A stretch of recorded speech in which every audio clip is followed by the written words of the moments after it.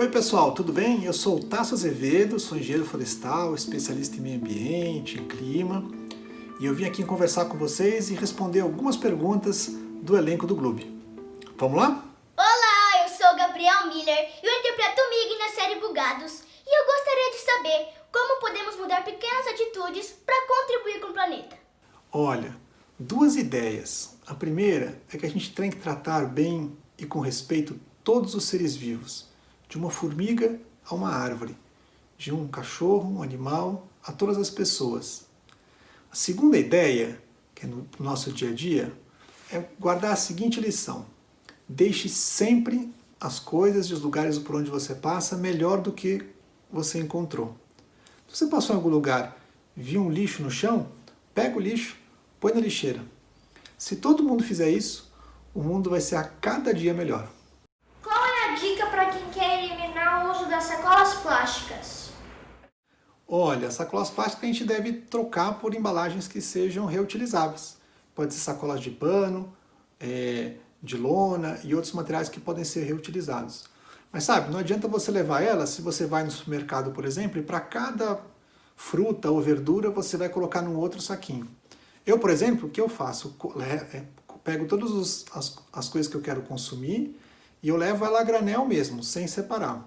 Quando eu chego no caixa, ele pesa e eu coloco dentro da minha mochila ou numa única sacola com todos esses produtos juntos. Assim a gente evita que tenha aquele sacolinha dentro de sacola.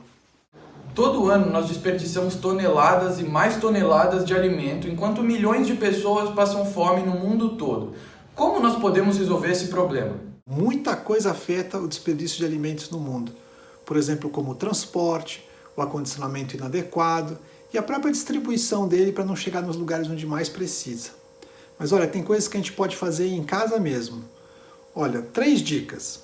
Não deixe os alimentos vencerem. Antes de vencer, doe eles se você não vai comer. Olha, outra dica é: não sirva aquilo que você não vai comer, porque aquilo que você não comer e você serviu vai para o lixo. E a terceira, não recuse uma fruta ou um alimento imperfeito. Ele também é ótimo e nutritivo e evita desperdício. Eu queria saber qual a importância de separar os resíduos em casa e na escola. Olha, é importante separar o lixo para que a gente possa dar a destinação correta para cada pedaço dele. Aquele material que é orgânico, que se degrada rapidamente e vira solo e composto, o ideal é que ele possa ir para os aterros ou para centros de compostagem. Tem outros materiais, como os metais, os plásticos, que demoram muito tempo a se degradar na natureza e eles podem ser reutilizados em outras formas. Então a ideia de separar o lixo é fazer com que ele tenha a melhor destinação possível, evitando que a gente coloque na natureza aquilo que demora muito tempo para a natureza poder absorver de volta. Onde podemos descartar celulares e aparelhos tecnológicos antigos? Olha, esse é um grande problema. Normalmente os produtos eletrônicos, eles têm materiais tóxicos, então eles não podem ser descartados em aterros sanitários ou no conjunto com lixo comum. No Brasil, a legislação sobre resíduos sólidos, ela prevê que os fabricantes são responsáveis pelo descarte e destinação daqueles produtos que eles produziram. É o que a gente chama de logística reversa. Então, você tem 2 opções. Você pode procurar o fabricante ou a loja que te vendeu o produto e retornar e perguntar qual é a política para eles receberem de volta, ou buscar algumas das associações de reciclagem, e tem até algumas empresas que também fazem isso, que é receber esses materiais para desmontá-los e reaproveitar os componentes dentro dele e fazer o descarte correto. Mesmo com metade da população mundial de quarentena, as emissões de carbono só caíram em 15% no mundo todo. Então a raiz do aquecimento global não seriam as grandes empresas e a produção industrial? Olha, as principais fontes de gases de efeito estufa no mundo são a queima de combustíveis fósseis para a área de transportes, para a produção de energia elétrica, para aquecimento, para as indústrias funcionarem, e também as mudanças de uso da terra e agropecuária. Mas 2/3 das emissões globais vêm da queima de combustíveis fósseis. E eles foram muito afetados pela pandemia. Então essa queda de 15% é bastante importante. É a maior queda de emissões de gases de efeito estufa desde que elas começaram a ser medidas algumas décadas atrás. Eu queria saber como é que nós mesmos podemos fazer para diminuir a poluição da atmosfera. No Brasil, a forma como a gente mais afeta com poluentes atmosféricos, os chamados gases de efeito estufa, E mesmo os poluentes locais é através do transporte, é a queima de combustíveis que vão nos transportes. Então, se você puder caminhar, caminhe.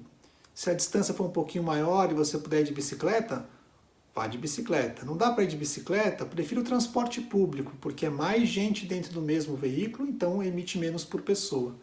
Mas se não tiver jeito e você precisar andar de carro, peça então para que seja abastecido só com álcool. Aí, como o álcool é um combustível renovável, ele tem menos poluição também para a atmosfera. Como que nós podemos ajudar o meio ambiente sem sair de casa? Tem muita coisa que você pode fazer em casa pelo meio ambiente. Comece por não desperdiçar água. Sabe aquele banho longo? Faz ele curtinho, fecha a torneira. Tenta separar o seu lixo reciclável, evita as embalagens que são descartáveis. E se tiver um espacinho, faz um minhocário para tratar do seu lixo orgânico. Ele ainda vai gerar substrato, que você pode fazer uma horta, um jardim, e aí cultivar plantas também em casa. Perante a pandemia, qual será o impacto ambiental com o descarte do material de proteção individual?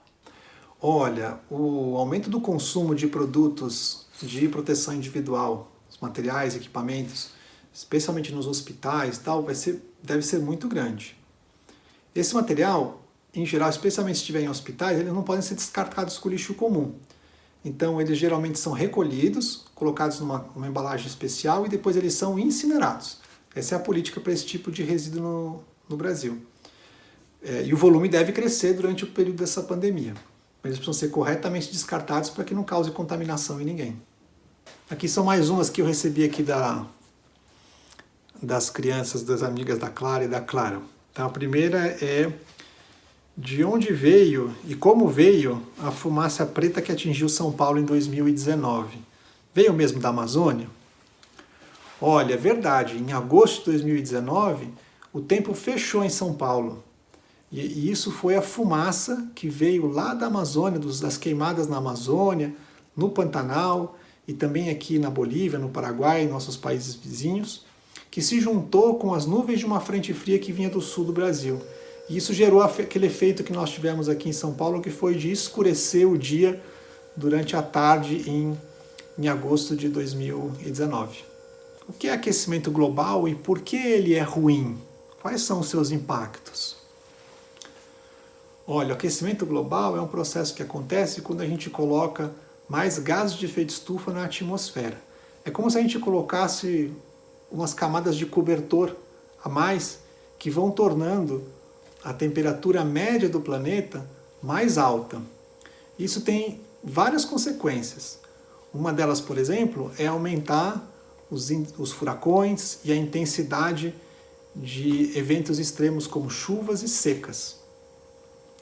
Isso acontece porque é como se o planeta estivesse ficando com febre. Quando a gente pega o nosso corpo, a temperatura do nosso corpo é cerca de 36 e poucos graus. Quando você tem uma febre, é porque o corpo chegou a 37, 39 graus. Então, uma coisa parecida, o planeta está passando por um processo em que ele está aquecendo e isso traz consequências na forma como a vida se organiza. Por isso que é importante a gente evitar que a temperatura global do planeta aumente mais do que 2 graus. Se cortar uma árvore é considerado desmatamento? E se não for, é a partir de quanto que é? Então, cortar só uma árvore não é desmatamento. Inclusive pode ser que foi uma árvore que você plantou para que ela crescesse e você pudesse colher ela, por exemplo, para produzir alguma coisa com madeira. Ou quando você planta um conjunto de árvores para produzir papel, por exemplo. Então são árvores que foram plantadas para isso. A gente considera desmatamento quando é uma área natural, que está com floresta, com várias espécies, e que foi cortado todas as árvores, toda a área, limpada a área, numa área que seja pelo menos meio campo de futebol. Esse é o conceito mais comum do que a gente chama de desmatamento. E aí, curtiram? Olha, essa e outras conversas bem legais sobre meio ambiente e sustentabilidade estão disponíveis lá na plataforma Gente. Acessa lá. Até a próxima!